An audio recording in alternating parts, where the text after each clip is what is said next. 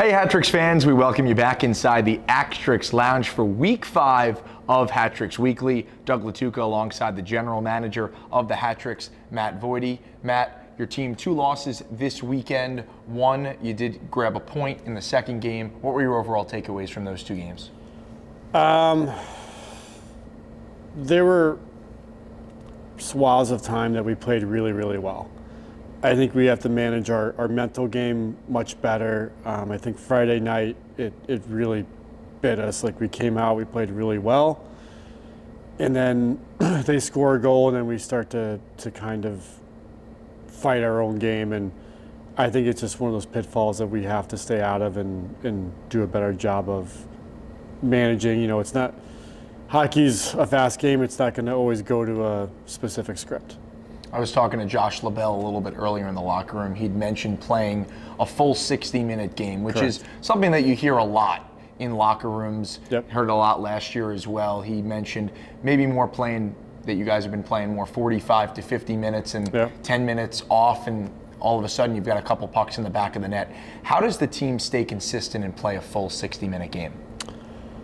I think just understanding the moments in a game, you know, when you're in the final 5 of a period, being able to control momentum through having really good changes with possession, you know, when we dump a puck, making sure we still have some pressure so that when our, you know, at least one guy's pressuring, so our 4 other guys are coming on the ice and they're able to get in on the hunt as well. Obviously staying out of the box for sure and not getting caught up in the emotions of the other team or the game are the things that we've talked about really since day one, but I think are getting tested in this past week. And we've seen a couple of games now allowing goals in the first couple minutes and the last couple minutes of games. You touched on it a little bit, but how do you change the mindset coming out of the locker room or trying to close out a period? Is that, how do you get your guys to be ready to go at the start of a period and find the legs and the drive to finish off a period? I think part of that gets answered when you get bit by your habit, right? So I think at this point, a lot of these guys, we do have rookies, but we have a lot of vets. It's like, hey, all right, now we need to course correct. Like, and to the guys' credit, last week when we played Binghamton, like, they came out on fire. I think it's understanding that, yes, we know how to do our neutral zone, we know how to do our D zone, our O zone, but it's how you do it, right? It's how the energy that you do it with, right? Are you just going through the motions and just, okay, well, goal's going to come? Or are you like hunting and having that urgency to get the first goal? And that's, you know, really, it really almost starts really when they wake up in the morning on game day before they ever get to the rink. It's time to hunt, it's time to go. So I think to their credit, you know, I think the way we've run practice this week, I think they've owned their effort as well in terms of bringing a little bit more fire, a little more passion, a little more sandpaper to the practice and with each other, which sometimes can be hard. It can be difficult to get that out of any group. But to their credit, they've done it this week. You touched on habits. When I was talking to Josh and some of the other guys, practices seem to be a little bit longer this week, a little bit more physical, more skating involved. Do you build good habits in practice specifically, and that should translate over to the games? Yes, I think just taking a little bit more time with some things, and repping things out a little bit more, I think it goes a long way to feeling prepared. I've let things kind of go a little bit more to kind of allow for that sandpaper to come out, especially some of the more physical drills that we've done. You know, the longer it goes, the more edge you're going to have, the more fire you're going to have coming out of the players. And specifically in practice, what are some of the areas of focus that were touched on this week? Whether that was early on in the week, has there been a common theme throughout this week trying to pinpoint a couple of areas to improve on? Certainly the physical play down low. our gaps with our defensemen, back checking. I mean, kind of really everything. But I think earlier in the week is a little bit more the D zone coverage down low and being a little bit more physical, being a little bit more under control of our feet, focusing on stick on puck more, certainly in the forecheck and in the neutral zone situations that we get presented with.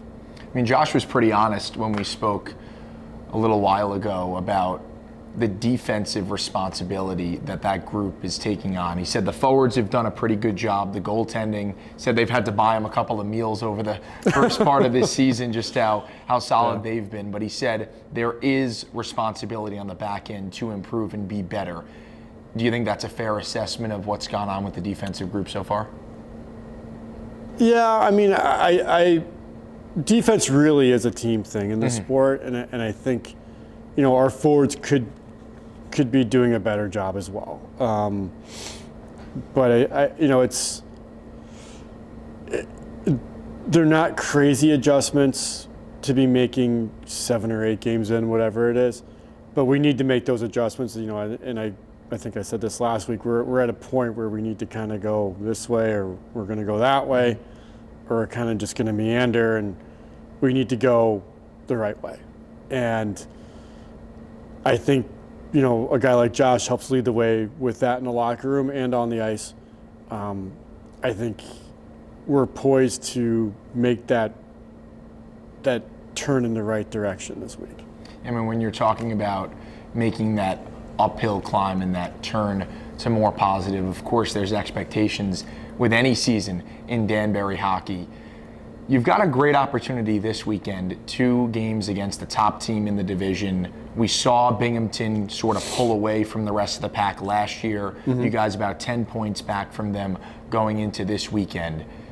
You've played some pretty good games. There have been some positives. It seems like a little bit negative because it has been kind of up and down so far off the jump.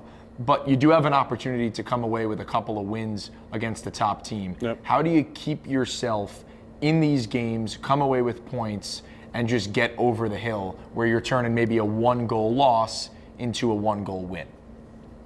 I think just building off what we've learned. I mean, half our games I think have gone to overtime, which is insane. I mean, we've had games where we have 62 shots on goal and we didn't have a goal. Strange. For you people out there, honestly, I've never seen that in my life. And I think that's where it's like, okay, we're doing things well. There are things we're doing very, very well, exceptionally well. We need to have that killer instinct. We need to, we need to get a goal in the first 5. We got to do it. We need to get a goal in the last 5. Got to do it. And that's where, I think with our practices here, we need to just keep building and building and building. And that's really a championship season is how, even if we came out 10-0, it's how could you keep that going? How do you improve on that? How do you stay sharp? So for us, I think having this happen early is good. I think it flushes out some of the issues that maybe have been lingering, and we're able to move forward. And it's like, okay, we're going to work on this. We're going to push this. This is how we need to go about the rest of our season and go from there. Because, some of our better games have been against Binghamton. And to be honest, I don't even think we played our best games against in those 2 games. So I think it's a credit to us. I think the guys are seeing that there's a lot more there, but we need to be hard, not just harder on ourselves, but harder on each other, and to get to that point. It's a little bit similar to last year in terms of results early on, a win, loss, kind of teetering on what direction the team wants to go to. We'll shift to some special teams.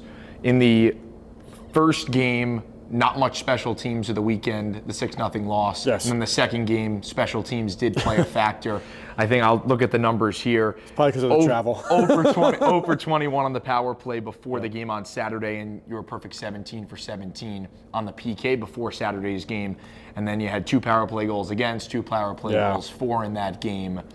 Do you find that special teams benefits or hurts you guys? Would you rather be winning games 5-on-5, no special teams in there, doing a great job on the kill, but the power play might not be cashing in, or you give up 3 power play goals and you score 3 power play goals? I mean, I want it all.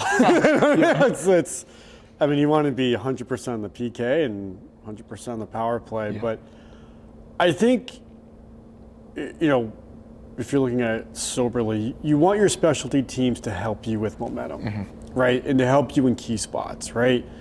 Like if you get a power play early on and you don't score, well, okay. Or maybe let up a PK goal early on. Not that that's ever okay, but fine. You just don't want to be letting up, like, that Friday game against Binghamton, like, we put a lot of pressure in our PK, because we took so many penalties, and that's where you need to bail it out. You wanted to help with that momentum. You wanted to, a power play goal. There certainly a lot of times last year where I'm like, man, if we could have just gotten a power play goal, the whole game shifts right there. You can be struggling in a 2-0 game.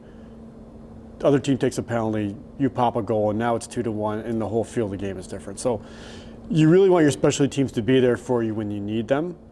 In terms of actual percentages, I think, I guess the current thought process is to have the combination of PP and PK be around 100% total. I think we're close to that still. But, I mean, you certainly don't want to go 0 for 21 on the power play ever. So, to me, like, I'd like to be around 25% on the power play. Certainly 90 plus on the PK. But if they can just be there when we need them, that's the most important thing. And there have been moments where the penalty kill has certainly helped momentum. You guys have scored a couple of big power play goals. The game that comes to mind is the 9-3 win in Hudson Valley, right? Yep. When you're clicking on the power play, you were about 50% that night with 5 power play goals. You come away with a big win. And I think that's the case a lot of the times in the Fed. If you're capitalizing the power play and you do a good job on the PK, you're probably in good shape. Sure. You see Binghamton this weekend for 2 games at home. You've already seen them twice. Both games going past regulation. Tight contests. Seems to be the case when you two match up. One a win, one a loss. What do you think contributes to those games going past that 60 minutes into the overtime and sometimes a shootout when you're playing against one of the best teams in the league, at least record-wise, early on? Well, I think both teams get up for each other for sure. I think, I'll be straight up. I think in both games we shot ourselves in the foot, whether with penalties or just kind of sloppy on that Saturday shootout game. But even then, with that said, even if we played those games perfectly, you're still talking a 1-goal game. I think the rosters, the competitiveness, our guys get up to play Binghamton. It's almost a little bit like Rangers Islanders where you are in the standings doesn't matter because it's Rangers Islanders and this is going to be Black Bears and hat tricks and it's always going to be a battle. Which is great. It's exciting. I think it's great for our league and it's great for the fans. And hopefully we can clean it up a little bit and not have to rely on overtime or shootout again. But I think that's where these games are always going to be tight, even long after we're all gone.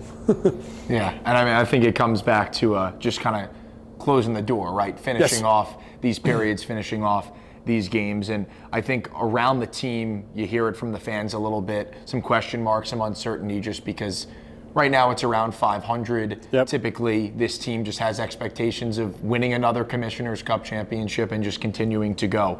But when you lose a 1-goal game, you win a 1-goal game, you're playing Watertown and Binghamton quite a bit. Those are the 2 top teams in the division. Again, the schedule is not a cupcake. Same was the case last year. You're playing the best teams in the division, it seems like, almost every weekend.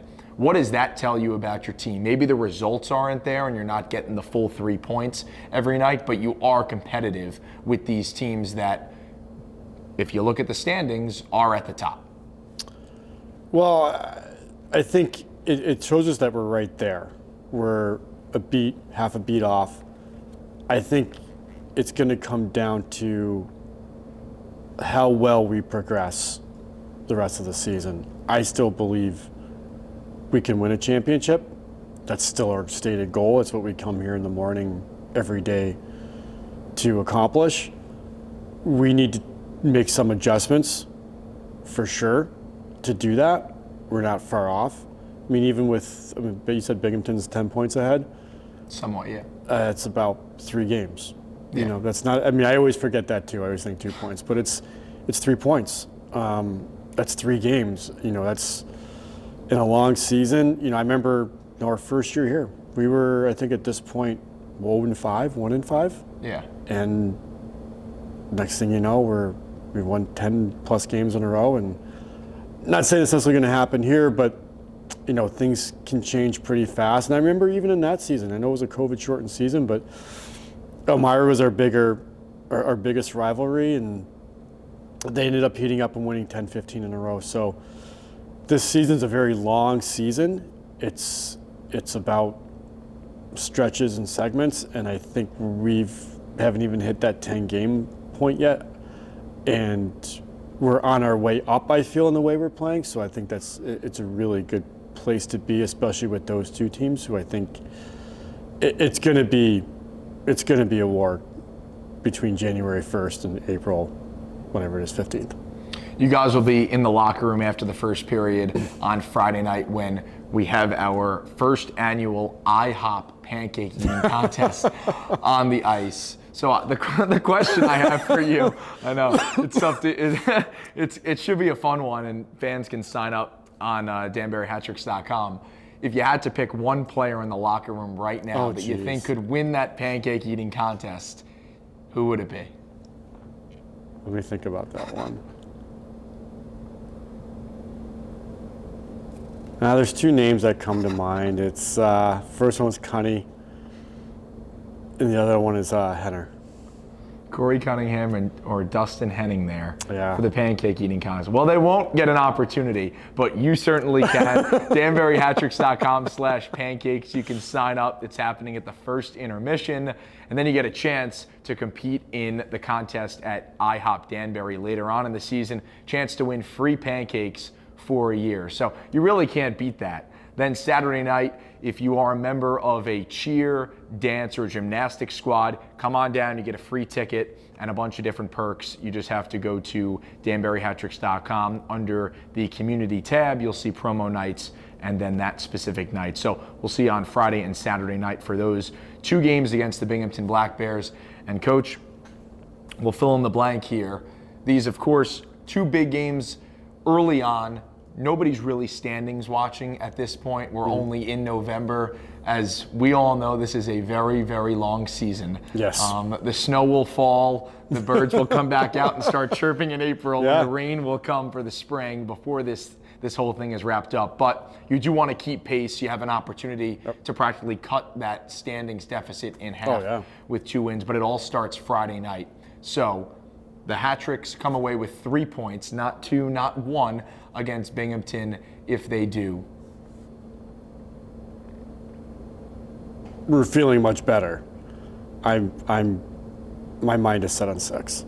Like, I know it's fill in the blank, but like 3 points, I'm like, it's not enough. We want 6. Want 6 points. That would mean 2 regulation wins on Friday and Saturday. The puck drops 7:30 Friday and 7 o'clock on Saturday right here at the Danbury Ice Arena. You can grab your tickets now at DanburyHattricks.com or through Tixer. We'll see you there.